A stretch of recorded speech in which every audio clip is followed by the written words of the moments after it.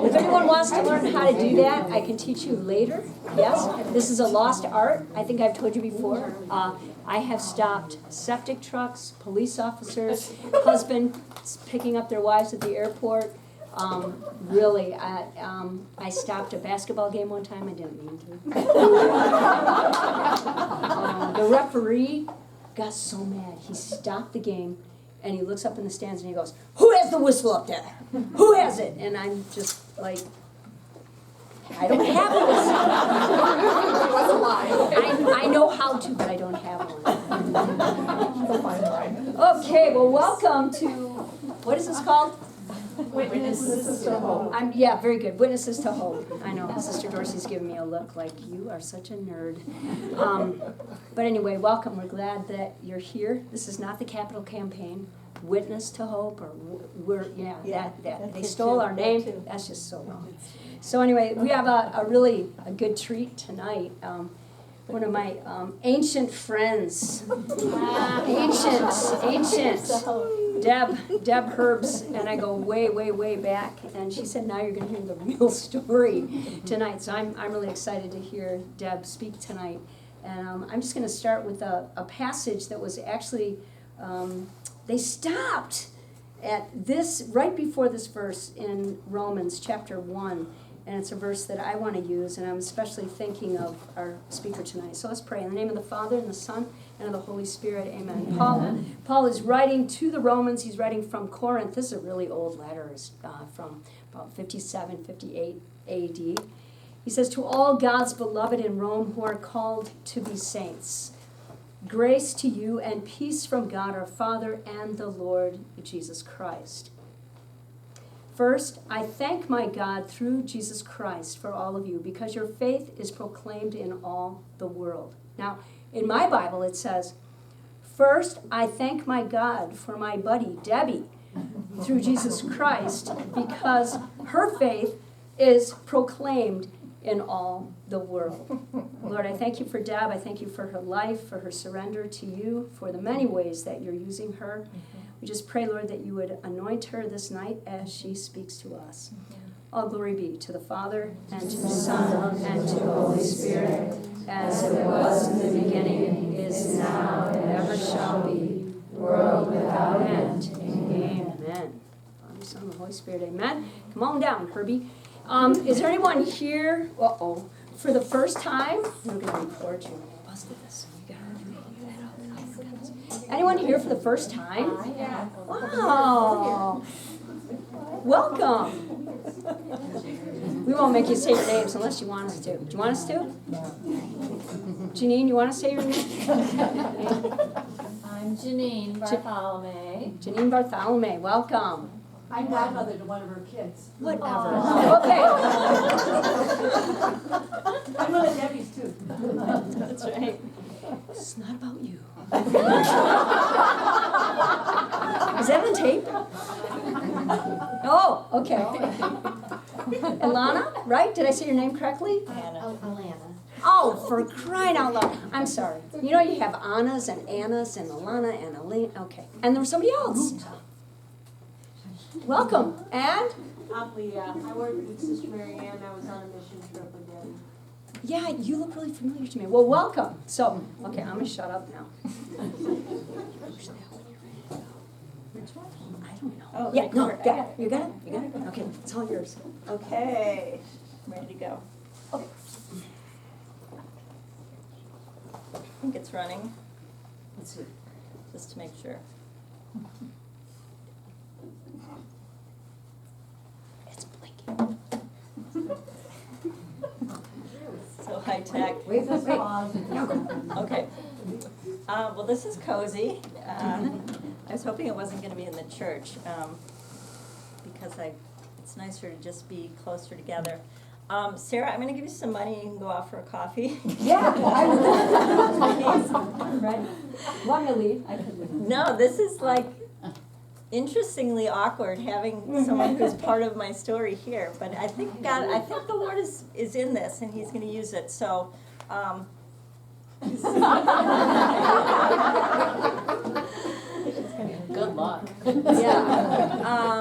anyway, it's great to be here and great to have the opportunity. I made a deal with the Lord a long time ago. Jews make deals with God, kind of a biblical thing. But when the Lord worked very dramatically in my life, I felt like He kind of said to me, whenever you're asked to share your story, I want you to do it. And I want you to make an effort to really say yes to that whenever, because it's a gift, something I've given you, and I want you to share that gift. So I'm really glad to be here, but it's always really in obedience to that promise to really share how God has worked in my life. And I want to say something at the beginning. I wasn't planning on saying it, but I think it's important for me to say, because I don't get to be in this situation very much with Sister Sarah, is I honestly don't think I would be here today if she hadn't reached out to me and said yes to the Lord and really done maybe the hardest thing, which is to evangelize a Jew. So thank you. Thank you for saying yes and listening to the Lord. And as I unfold my story, you'll see that she wasn't the perfect evangelist, which makes the story even better, because it's more God than it is her. But I want to honor you for your yes to the Lord before I even begin. So thank you for that. So, okay, well, let's go back a ways.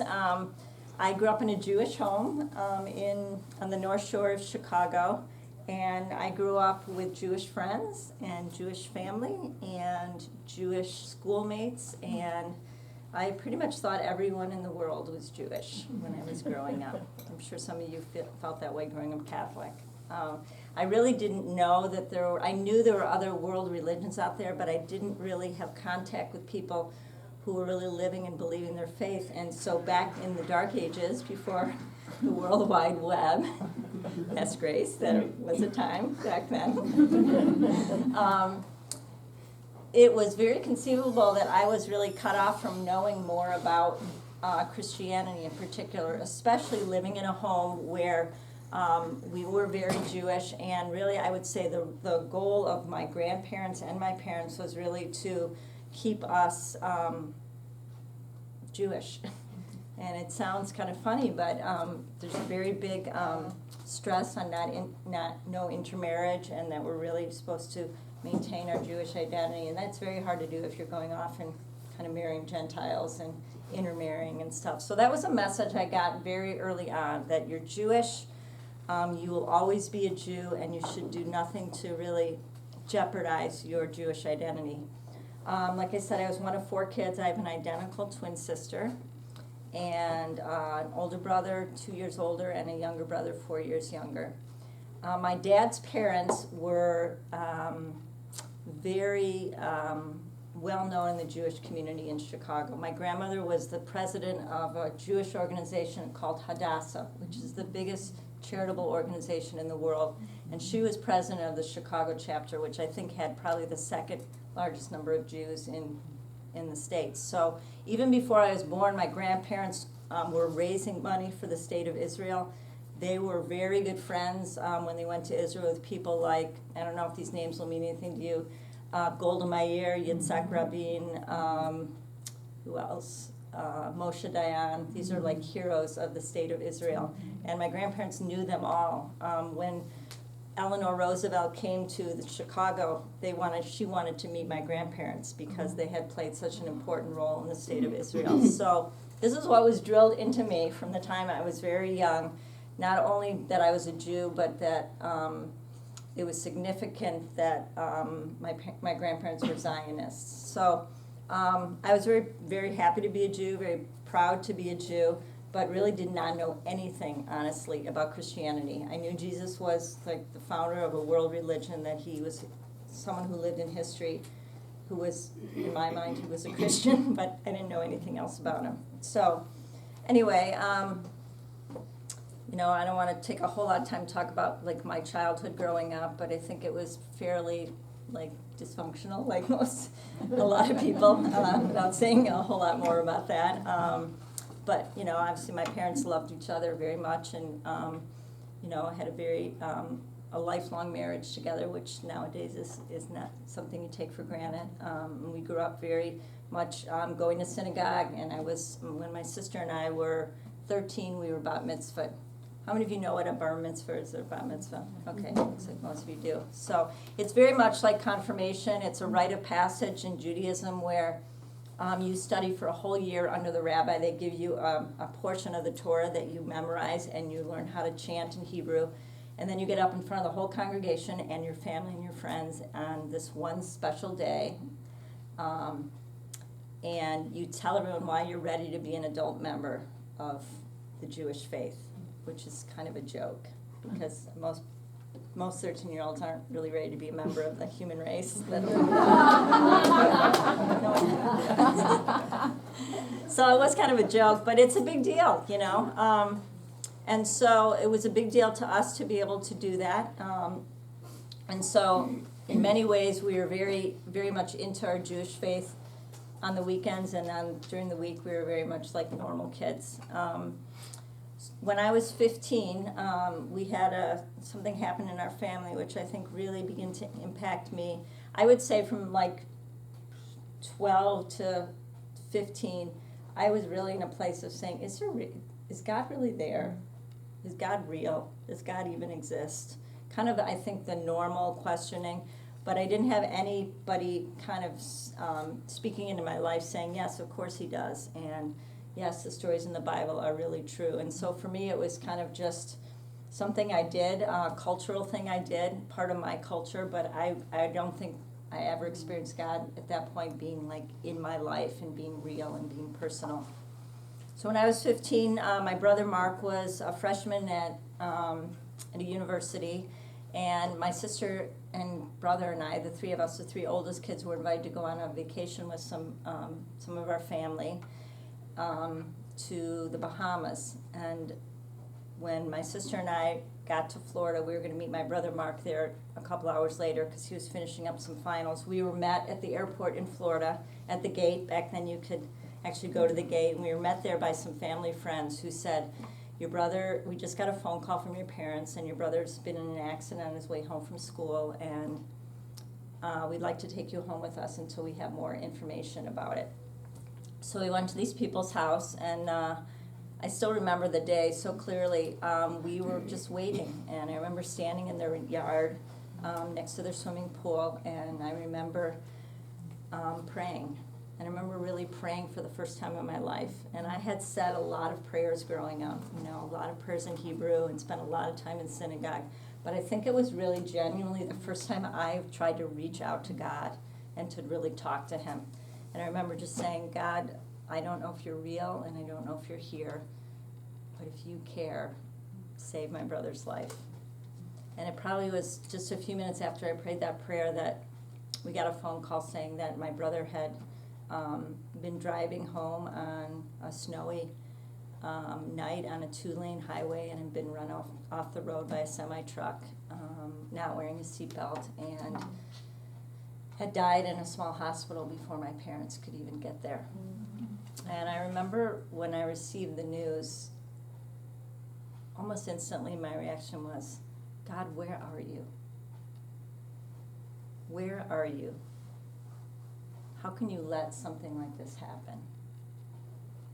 How can you say that you care about us? I was very angry, as you can imagine, and my sister and I flew back the next day to our parents, who were incredibly, overcome with grief. We have a lot of Jewish customs and mourning rites.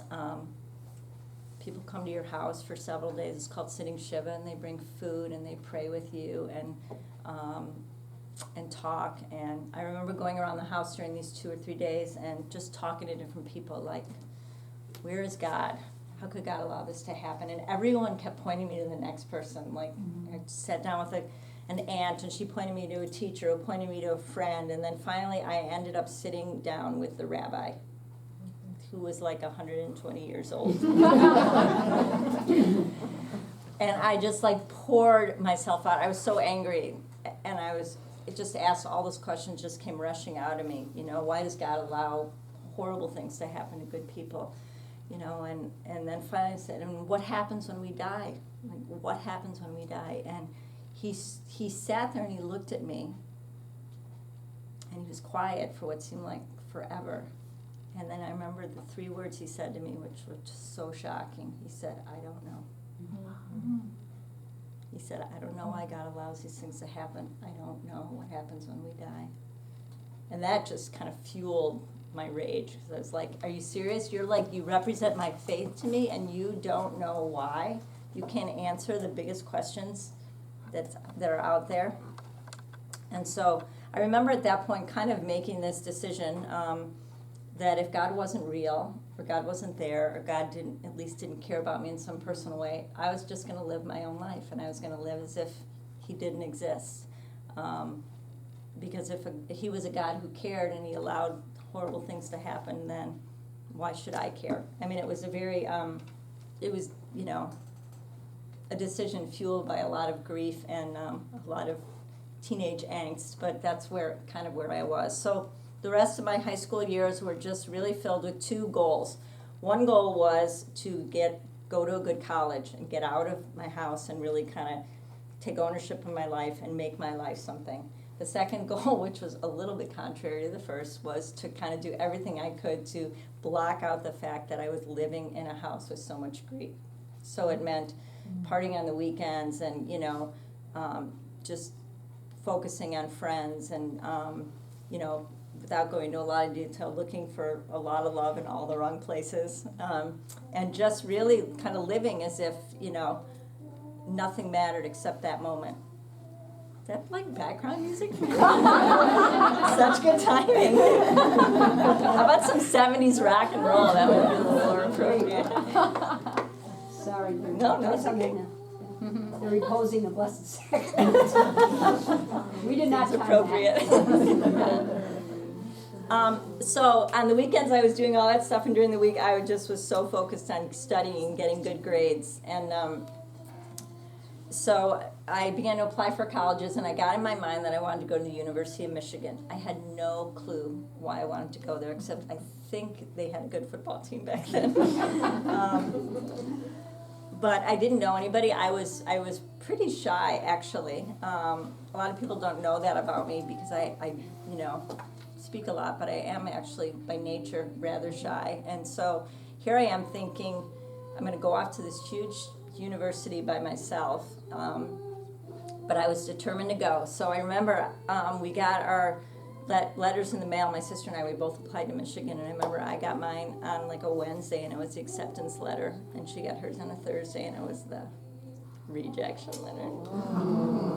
Maybe rejection is like kind of a strong word, but you know what I mean. But anyway, here we were. I remember my mom put us in a room and said, all right, girls, split up everything you own. And it was very symbolic, down to like the last pair of socks. We had shared everything our whole life, clothing and friends and boyfriends and, well, maybe not boyfriends.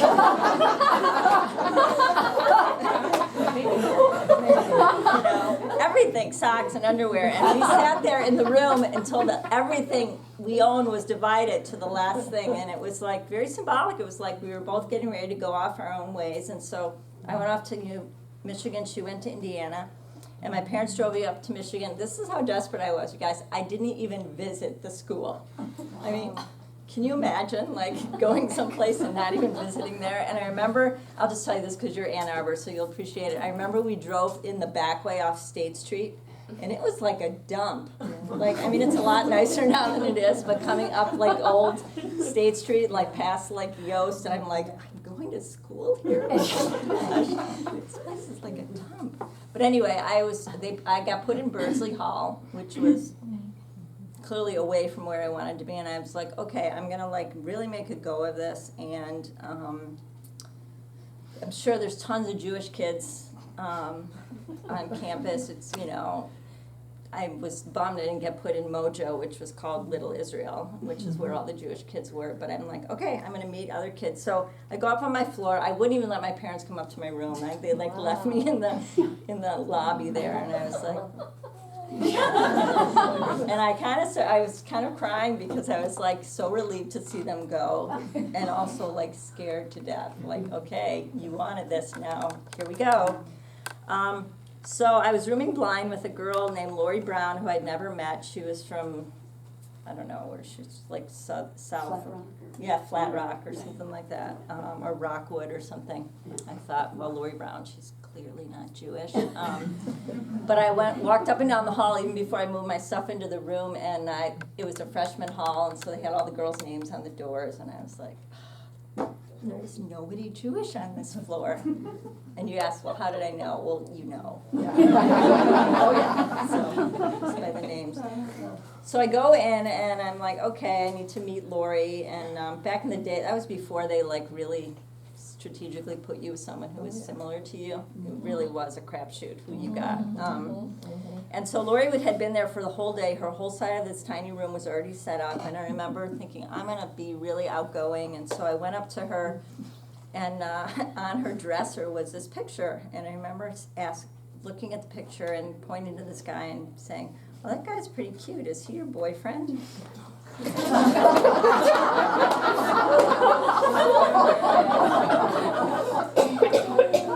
Yeah. So Lori looks at me, and she's probably thinking, you got into school here?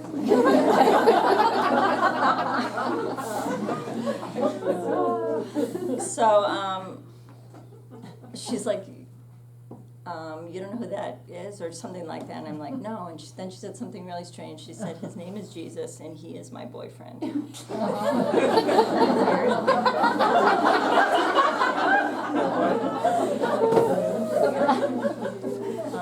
I think at that point I was like, have you ever had a bagel? I mean, we were like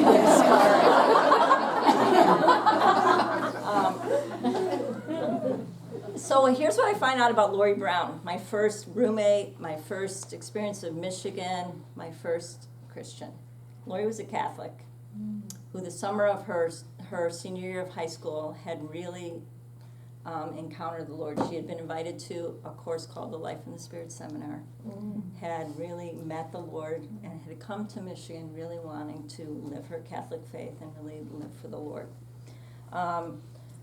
But Lori also knew we needed to coexist in this tiny room, and so I would say she really tried to live her faith, but she wasn't really kind of in my face about it.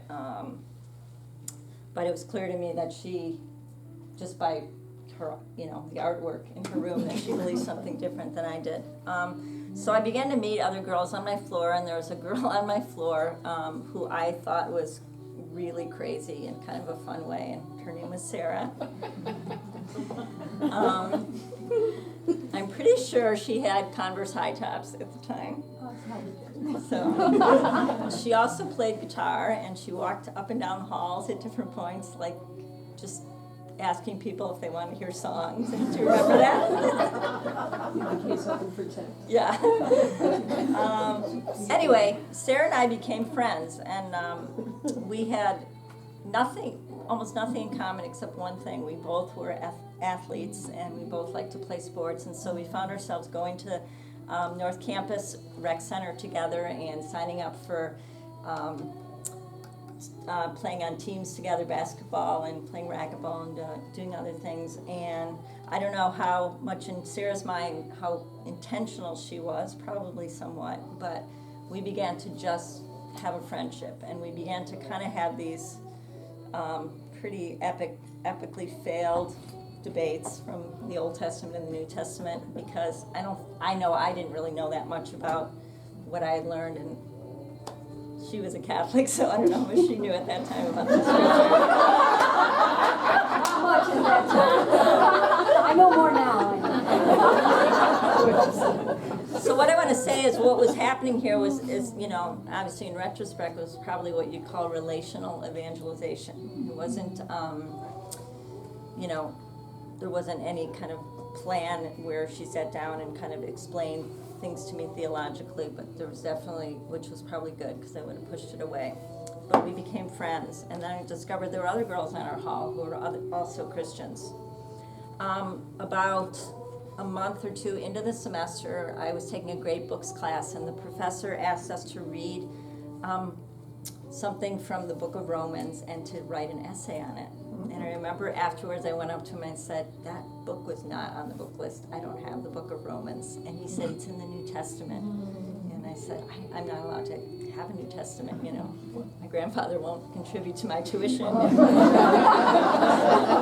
And he basically said, I don't care. Like, find the book, do the assignment, read it. So I remember going down and asking Sarah if I could borrow her Bible to do the assignment. And she was more than happy to lend it to me. And I think kind of put the little red bookmark in there and said, here's the book of Romans. It's really hard. If you need help, I'll probably help you with it. And I was like, no, that's fine. So I took her Bible back. This is it, actually. That's the real This deal. is the real deal. That's pretty Yes. old. Wow. Pretty old. And I opened it up to where she had put the bookmark, and I started to read Romans, and I was totally lost because I had no context for understanding. I didn't know who Jesus was. I didn't know who Paul was. I didn't know really anything about it, and so I gave up pretty quickly. But I started to flip through this Bible. First of all, I had never met anyone who owned their own Bible. Her name is actually on the front. It's great. Jews had, like a lot of Catholics have, like maybe have one Bible in their house and it's gathering dust someplace. But I never met anyone who owned their own Bible, and I was just really enthralled by a couple things. One was that she had my Bible in her Bible. In other words, I didn't know that the Christian Bible contained the Old Testament. The second thing was, as I began to flip through this Bible, it became really clear to me that she actually read this thing. You liked Ephesians, you underlined all that I stuff. underlined the whole book. And then she wrote in the margins, and then she ran out of room, so she wrote on the maps in the back. And, Doing it again. and I was just like, I felt like I was holding someone's personal diary. And I felt like in some strange way, the words on these pages were speaking to her, and she was speaking back. There was a conversation, a dialogue that was happening here. And honestly, it kind of freaked me out. And I remember later, much, much later, when I was reading in the book of Hebrews, and I came across this passage which so articulated what I experienced when I looked through Sarah's Bible, and that was, the Word of God is living and active. It's sharper than any two-edged sword. And I felt like if I held on to this book for too long, it might start to speak to me, and then I might get weird and speak back to it. So, but I share that it was a window. It was a way for me to be able to see that someone out there thought that God was real. So I remember giving the Bible back to Sarah and thanking her for it, and I don't even know if I did the assignment or what I got on it, but so, all right, I'm going to look at my watch here. What's my time frame? Take your time. Oh, okay. So, anyway, a few months later, it was probably the beginning of March, and I'm going to kind of just highlight some of the more important workings of God here.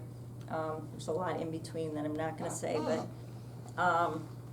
it was March, and it was Lent. I didn't know it was Lent, but I think Sarah and maybe a couple other girls came knocking on my door and said, hey, we're going to take a study break in the lounge. Do you want to come and watch this movie? That was back before everyone had their own flat screen TV in their dorm room, and you actually had to, like, Come together. come together to watch a movie. So we sit down in the room. It was probably about half the size of this room, and there's a TV on, and Sarah and I are sitting next to each other on the floor. Do you remember this? And the movie starts, and I'm thinking, what is this movie? And what is this movie? And so I think I leaned over and I whispered to Sarah, like, what's the name of this movie? And she's like, oh, it's nothing.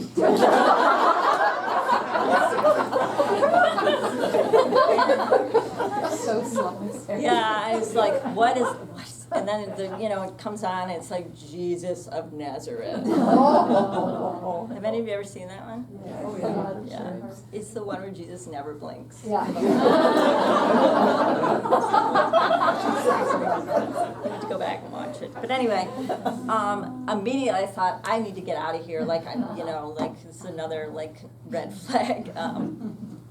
And I'm not supposed to be watching this kind of thing. But honestly, sitting there in a room on a floor with a bunch of people, I was so shy and a little bit, didn't want to kind of make a fuss that I was afraid to get up and move.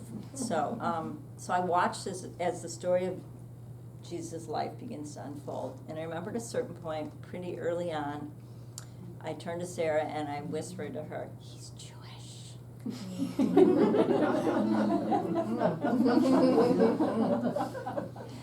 It sounds so obvious, but it's like the best kept secret. Honestly, I was like, I didn't know Jesus was a Jew. And as I watched this Hollywood version of Jesus' life unfold, I thought to myself, not only is he Jewish, but it seems like he was a really good Jew. You know, he went to synagogue and he went to the temple and he observed the feasts and he kept the law and he listened to his mother, and so I was pretty stunned. And my whole life, I think I had grown up thinking Jesus was one of them, and all of a sudden he's one of us, and that just kind of blew my categories. So I would say I was very kind of taken in by this person of Jesus that I saw. Not only because he was Jewish, but I think I saw something characterized in him about the way he was that I wanted to be, and I knew I couldn't be. The way he loved people, the way he wasn't afraid to speak the truth, the way he, stood by his convictions. Anyway, I remember the movie was being shown in 2 parts, and so the first part was almost ending, and the scene unfolds in the movie where Jesus goes to a town, and when he reaches the edge of this town, a town called Bethany, he's met there by a woman who begins to weep. And she says to him, "Lord, where were you? If you had been here, our brother would not have died." It's the story of Martha and Mary and Lazarus. And I remember sitting there thinking, are you serious? This is like a script out of my own life. And then at that point, everything in me wanted to just get up and just run. It was like, I don't want to deal with another scene where, there are no answers, and where, so I honestly felt like in me I wanted to get up, but as I sat there, I almost felt like somebody was putting their hand on my shoulder and just pressing me to the floor. And I watched as Jesus goes to this tomb where Lazarus has been there for 4 days. And I knew as a Jew that was a place that Jesus shouldn't have been, that it was ritually unclean, that you don't go and visit the dead and hang out with the dead. But I watched as Jesus goes there and he raises Lazarus from the dead. And I remember having this thought as I watched the scene, who is this guy?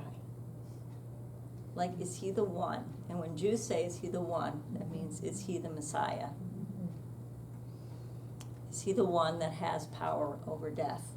And I remember that night going back to my room and being really kind of disturbed, and I couldn't sleep. And I remember, I don't know if you remember this, going down to your room that night and just knocking on Sarah's door. It was pretty late, and I don't even know if we said anything to each other very much, but I remember you gave me your Bible.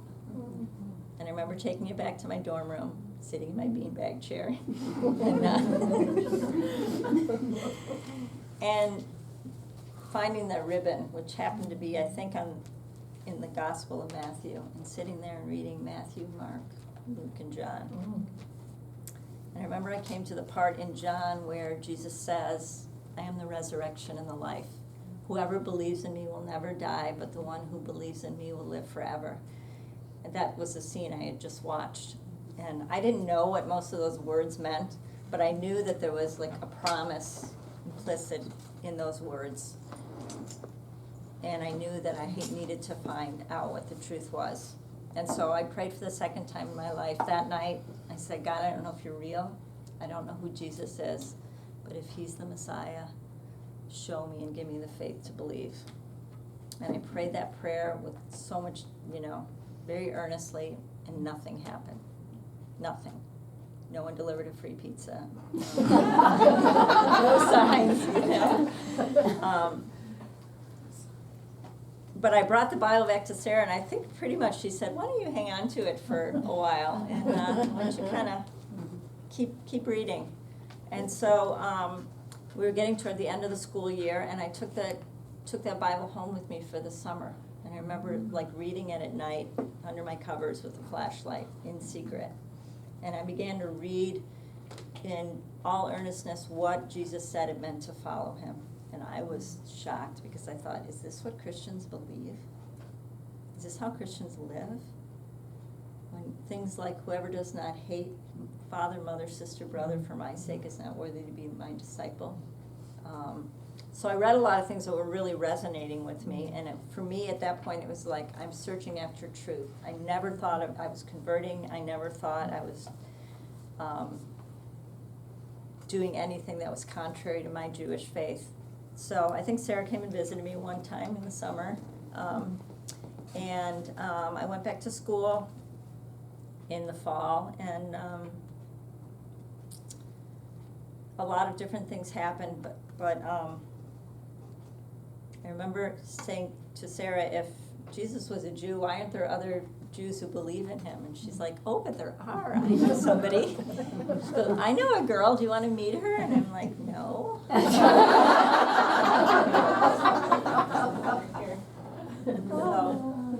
Sarah was trying to set me up with a meeting with a girl, a young woman named Abby that she knew.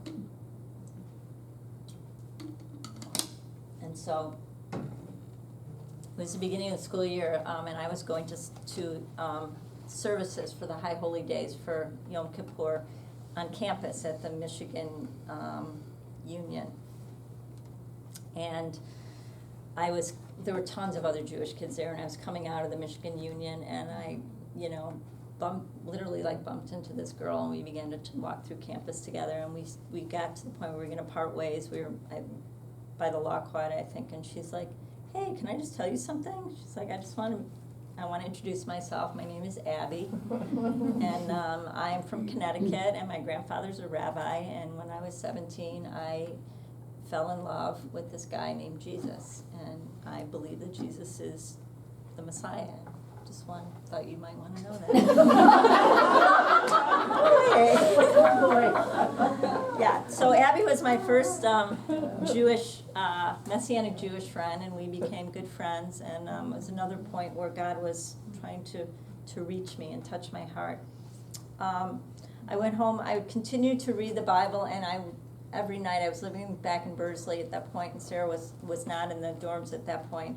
But every night I would pray that same prayer that I had prayed and continue to read the scriptures. And now I was reading the Old Testament in light of the New. I was reading Isaiah, and I was reading the Messianic prophecies. And so I went home for Thanksgiving. I got home a half a day before my sister got home, and I went out with my parents right the night before Thanksgiving, or 2 nights before Thanksgiving. We were at a Chinese restaurant. I don't know, Jews do that. They go out for Chinese food before Thanksgiving. And I remember talking to my parents and just saying, hey, I've been reading a lot of the scriptures, and, for them that meant the Old Testament. And did you ever think Jesus could be the Messiah? And I look over my mom, who's choking on her egg roll. And they're clearly alarmed, and they're like, we need to go right now. We need to go home right now. So we go back to the house, and my dad gets on the phone, and he calls some business associates, a couple, and who are Catholic, and he said, our daughter's in trouble. You need to come over right away and talk to her. So they come over, and they're like, what are you doing to me? You don't need to convert. You don't need to be thinking about Jesus. You're Jewish, and you need to stay Jewish, and you're going to cause a lot of trouble in your family, and just take it from us. You don't need to think about Jesus. So anyway, I called that weekend kind of my sneak preview, because I think looking back on it, God allowed me to experience some of the cost of what this was going to be like. My mom cried all weekend and stopped talking to me.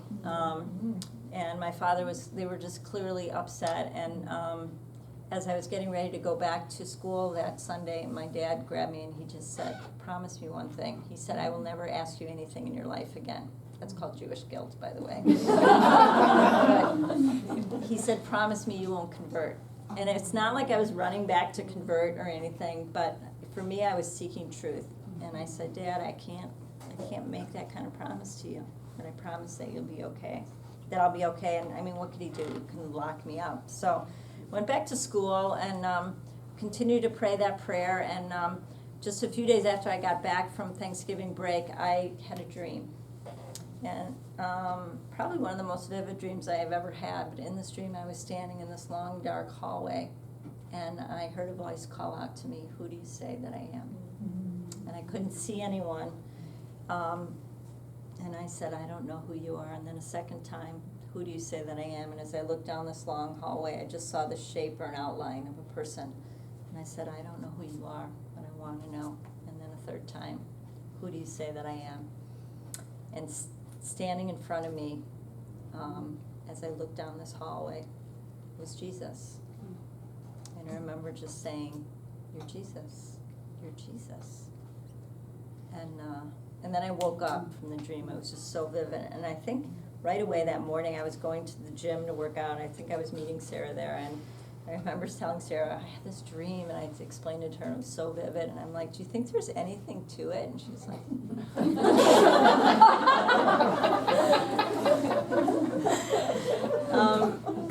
and I remember saying it, expressing, it's too hard. Like I historically, I've done my homework. I believe he lived in history. I believe, in what he taught, like from an intellectual point of view. But I don't have the faith to make this my whole life. Like I'm gonna have to. I maybe have to give up everything if I say yes to this man. I don't have the faith. I think Sarah said something to me like, which I thought at the time was very wise, but and she got it right from the Bible, which is good. She just said basically, keep seeking, keep asking, keep knocking. Kind of don't give up. And so I continued to pray that prayer, and just a few nights later after that dream, I was in my dorm room in Bursley, sitting on my bed. We had a loft, and my roommate was sleeping, and it was dark. And I just, prayed that prayer really from the bottom of my heart, almost in desperation. And it had been, I think, almost 9 months that I've been praying that prayer, and just said, "God, I don't know who you are, but if you're real, show me. And if Jesus is the Messiah, give me the faith to believe." And that night, I think, Bursley Hall and the University of Michigan, something really extraordinary happened. And that was the Lord really came to me in a very profound way. I've had this sense of the whole room just filling with this light and presence. And I just knew that God was with me. I didn't know who he was. And I thought maybe I'm going to die or something. I don't know what's going on here. And I remember just in a very simple way, just saying to God, I believe you're here, and I'm sorry for all the ways that I've messed up my life. All the commandments that I've broken or bent. Those would be the Jewish commandments, and there's a lot of them. And I just said to him very, very humbly, if you give me another chance, I want to know you, and I want to live for you. And as I prayed that prayer, I experienced that night Jesus really, the same Jesus I had seen in the dream, Jesus being there in the room with me.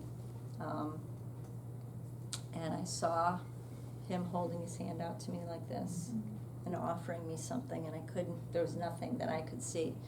And I remember him speaking to me, not like an audible voice, but like speaking to my heart and saying, "This is for you. You prayed for it, and you asked for it, and you sought after it.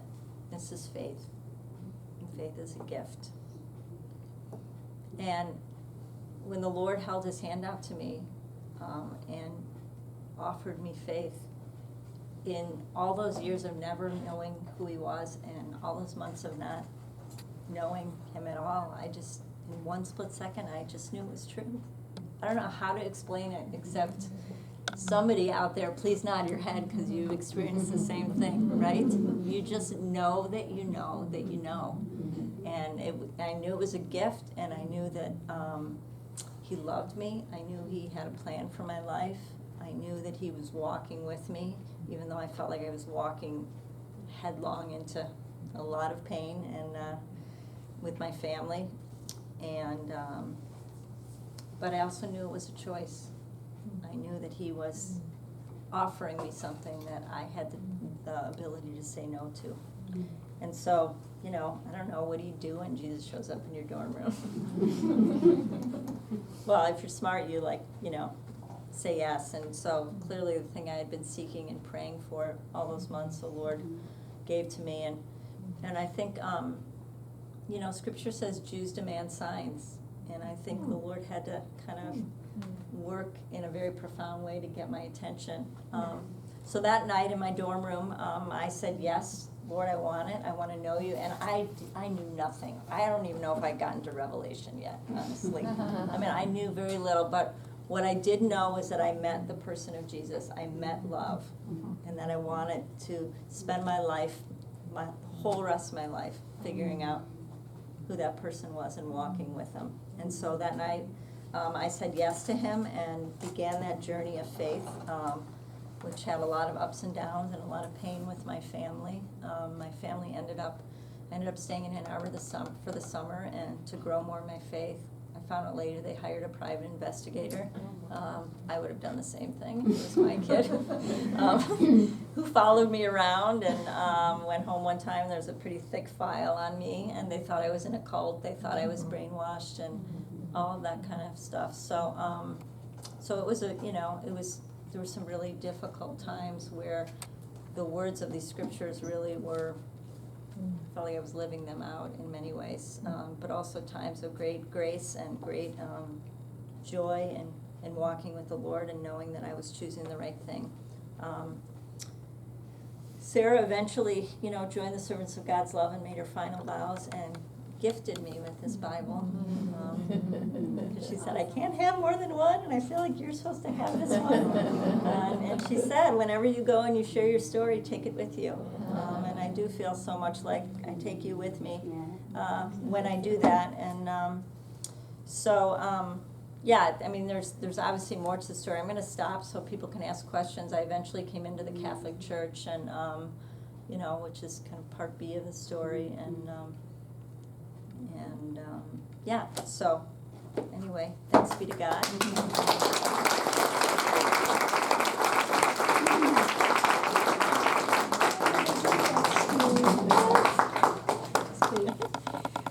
Wow, such a good story. Thanks. You know what, and honestly, I take no credit. I was just, God put me in Bursley. I didn't want to be in Bursley. What the heck is Bursley, It's, in the Outback. But, I never met a Jew before. She never